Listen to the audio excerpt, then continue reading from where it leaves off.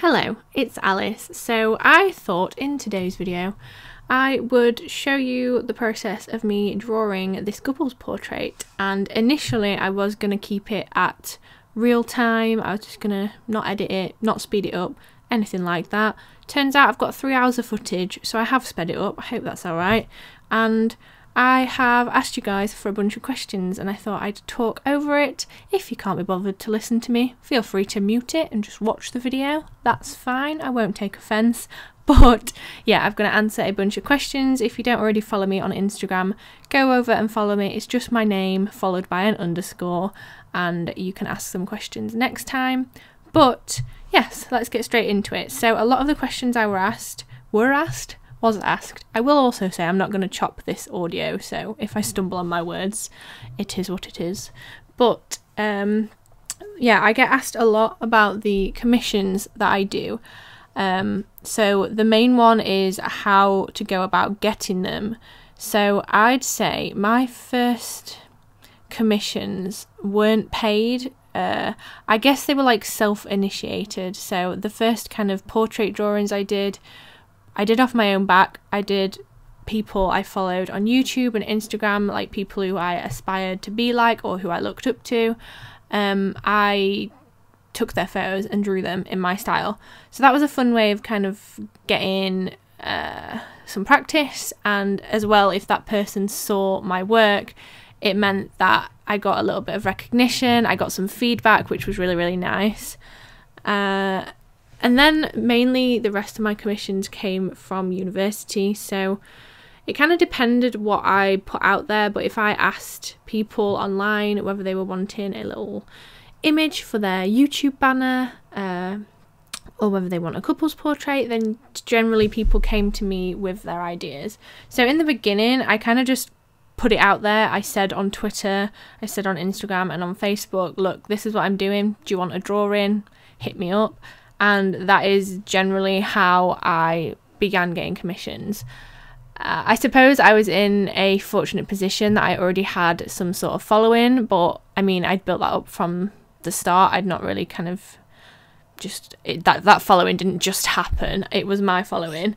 So I did have an audience to speak to, but the power of the internet is great. Like, you have thousands of people on your fingertips. Within your fingertips, within your reach, I don't know, but basically you can speak to a lot of people if you want to. So I'd recommend, if you are looking to get commissions of your own, to use hashtags and just kind of interact with people within your community, practice as much as you can, and just be like engaged with the kind of work you want to do. Look at what other designers are doing and see if you can adapt yourself to work to their kind of level, I guess, because a lot of the time I look at other designers and I feel like I can improve, and there's always room for improvement. So by doing these commissions, I feel like I'm practicing my work and earning a living at the same time. But also, don't feel discouraged if you're not earning a lot at the beginning, because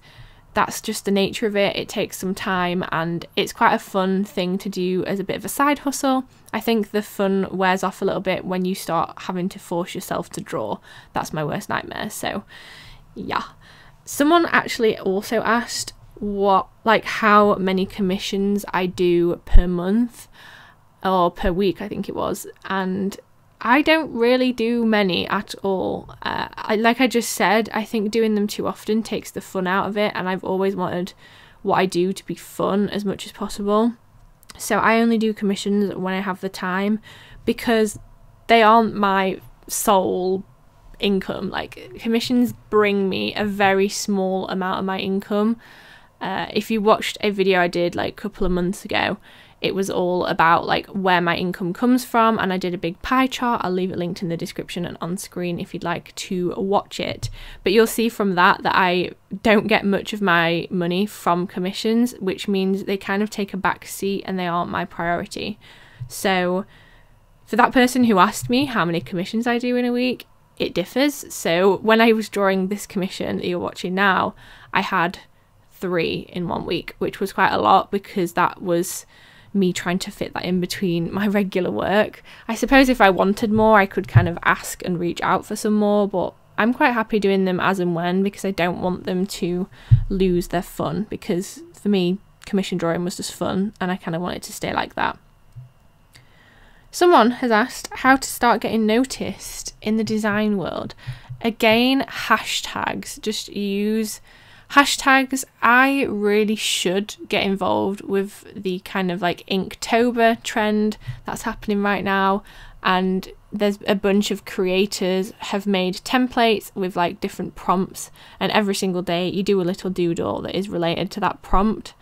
Annoyingly, I never seem to have time in October, so I've never actually done one, but I feel like that's such a fun way of kind of finding other creatives and possibly getting your work shared, because a lot of the time the people hosting them, these Inktober things, they will share their favourite entries. So it's kind of a fun way to be a part of a community, and I get jealous every October and I still don't do it. There's also that thing called Draw This in Your Style, which is a big hashtag on Instagram, and a lot of the time an artist will kind of prompt people, be like, hey, draw this in your style, like you do your take on my drawing, and then you hashtag it, you tag the person who you got the kind of original artwork from, and then you share it. And that's another way, again, to practice and again to get your face out there, because if that artist whose work you kind of used likes it, they might share that on their stories. Again, I have not done this. I should take my own advice, really, shouldn't I? I do feel like a bit of a fraud when I'm answering advice questions, because to be quite honest, I feel like I'm winging it. But yeah, I'd say hashtags, interacting with people. I follow a bunch of design accounts now who do things that I'd like to be doing or that I look up to, and it really kind of motivates me and inspires me, and it's nice interacting with people like that. Someone else has asked, what are the positive benefits of freelance work and also the negatives? Positive wise, I have always wanted to work for myself. I never ever wanted a boss. I didn't like getting told what to do from a very young age, and I'm sure my parents will agree with that. So I, right from the get-go, knew that I wanted to be kind of self-employed, I guess. So the positive of that is that I get to set my own work schedule, I get to decide what I want to do, and I get to do basically what I want to do. However, it does mean it's hard to separate life and work, especially because I work from home. I'm not a freelancer that goes out and works on different like sites or venues, or, you know, if I was a photographer, I'd go out and work out of my office. But because I'm a designer, I spend a lot of my time in the office, which can feel very, very lonely. I think that's the biggest thing of working from home, and people in different industries will also agree that working from home can be quite tricky. As much as I am an introvert, I do need human interaction every so often, so sometimes I don't realise, but I've been in my house for like 2 days straight and I've not gone outside. So I think hopefully I can learn from this in the future, but the negatives for me is the loneliness. Sometimes I do get jealous when people have like work friends and they get to go to like Christmas parties, but also the pros outweigh the cons, because the very nature of being self-employed means that if it's my grandma's birthday and everyone's going out for lunch midday, midweek, I can go with them. I don't have to worry about missing it. If something goes off, I can rearrange things and I can make my schedule fit to me. But also on the flip side, it means that I sometimes can be working until like 10, 11 p.m. I have to be very strict on myself when to stop, which I am getting better at. I have learnt to turn my out of office on my emails. So if you are someone who, as soon as your phone beeps, you have to read the email, I'd recommend turning on your out of office, even if it's just for the weekends. It basically just emails people back automatically saying, I've got your email, thanks for your email, I'll reply on Monday, or I'll reply when I'm home. So that is what I am doing recently. Like when I've been away, I've turned on my out of office and I've forwarded the email onto like my manager, or if it's not urgent, I'll just let them know that that's fine. And that helps me switch off. That was a very long-winded answer, wasn't it? So suggestions for getting into a freelance graphic design without a degree or going to uni. I 100% think that you don't need a degree to do graphic design. All the knowledge you need to be a graphic designer, or most of the knowledge at least, is available to you online. So initially I taught myself Photoshop, I taught myself Illustrator. I did go to uni, but I didn't go to the uni with the purpose of being like, I want to be a designer. I kind of just went to uni because I was stuck and I needed a challenge and I didn't know what to do with my life.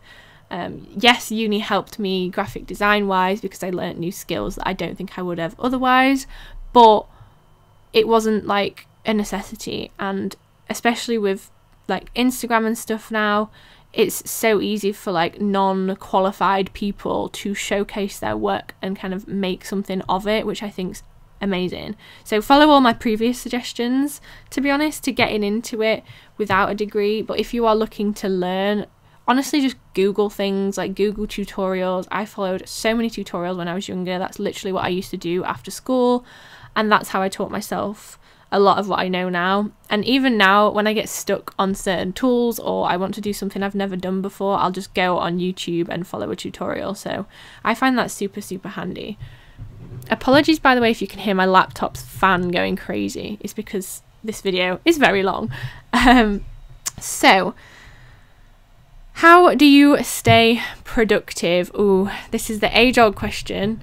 And to be honest, I struggle a lot. I'm getting better and I think it comes with practice. I've been like fully 100% freelance for like a year and 3 months now, and initially it was so easy to just sack work off, be like, oh, I can do it later, and then I'd end up working until 3 a.m. because I'd put things off and I'd not prioritised.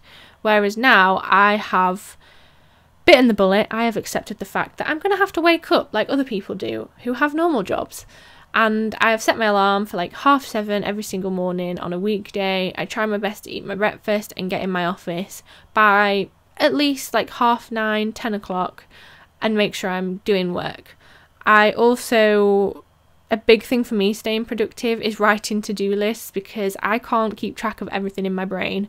I forget things and then I get myself stressed out. So I feel like brain dumping everything that I need to do onto my to-do list or my weekly planner really, really helps me visualize what I need to do. And then it's also really, really satisfying to cross off those to-dos. So having like a physical list in front of me encourages me to actually get it done. Whereas a mental to-do list, it's very easy to be like, I'll just forget about that. So I think that's the key to staying productive. I also make sure I take a lunch break. Even though that at first seemed counterproductive to me, it used to be so easy for me to work over lunch and just not have lunch at all.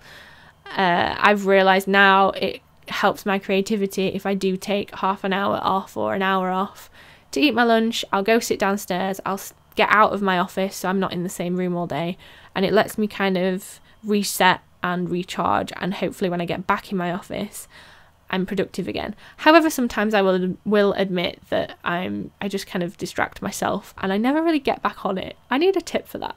Let me know your tip for that one. Then the next question, where do you find your clients? Again, it's social media mainly. So looking on social media, sometimes I think just because of the nature of what I do, I share my life online. There are a lot of people watching me, so for me it's quite accessible to get clients.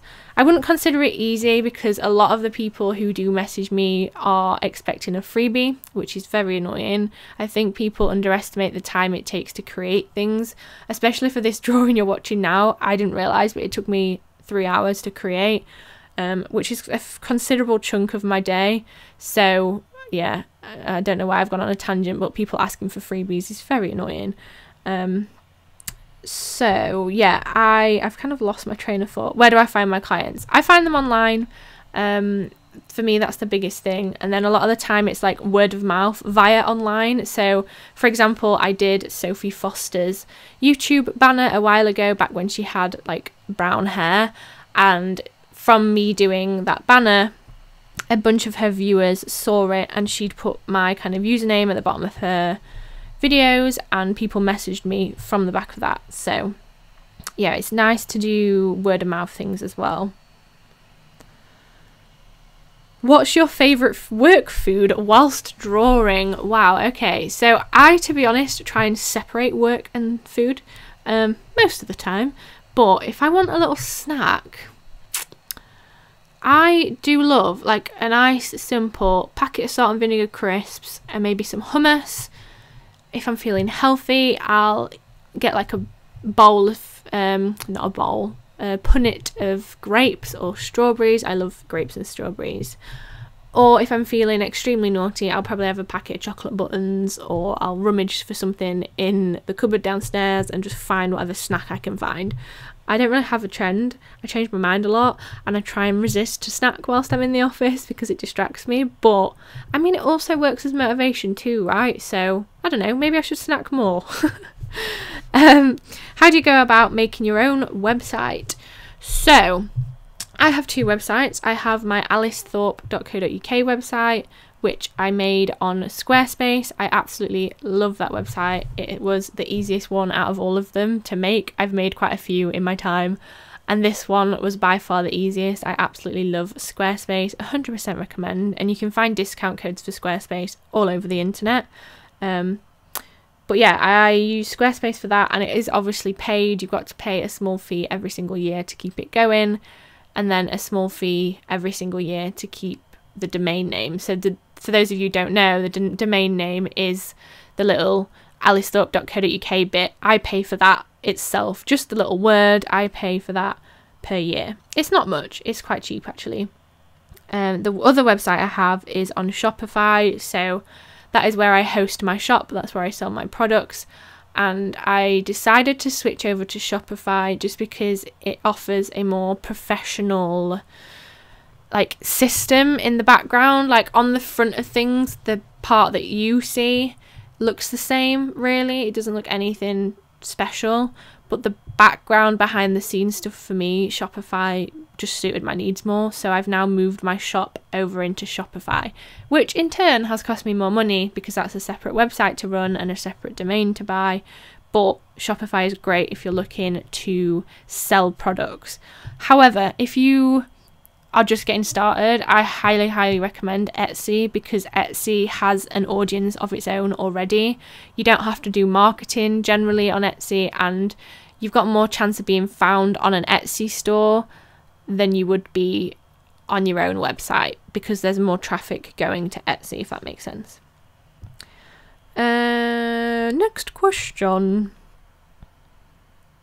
I mean, when I can find one, that'd be really helpful. How do you do the pricing part? It gets very confusing. Not gonna lie, I honestly, like last week, I think, messaged a designer I follow on Instagram. We've had a few chats together. She's a lovely girl. I messaged her and said, not gonna lie, what on earth do you charge? I had no idea if I was charging like a normal amount, if I was overcharging, if I was undercharging. I don't know. I was confused. So I messaged her, and she was very lovely and open and honest about it. She told me what she charged and how she did it, and it was really helpful. I will say I don't recommend going and just messaging random designers asking them how much they charge, because it is quite a personal question. Obviously they have to tell people how much they charge, they tell prospective clients, but just having a random person want to know how much you charge, I find quite a personal question. So approach that tactically if you want to do that. Maybe if it's someone you've been talking to for a while, or they've answered you a couple of times on Instagram, maybe ask them then. But I know personally for me, I don't really like sharing the ins and outs of my business, like money and figures wise, to just anyone, you know. There is a really good website called New School, so it's spelt NU and then the word school.com. I think it's .com. It could be .co.uk.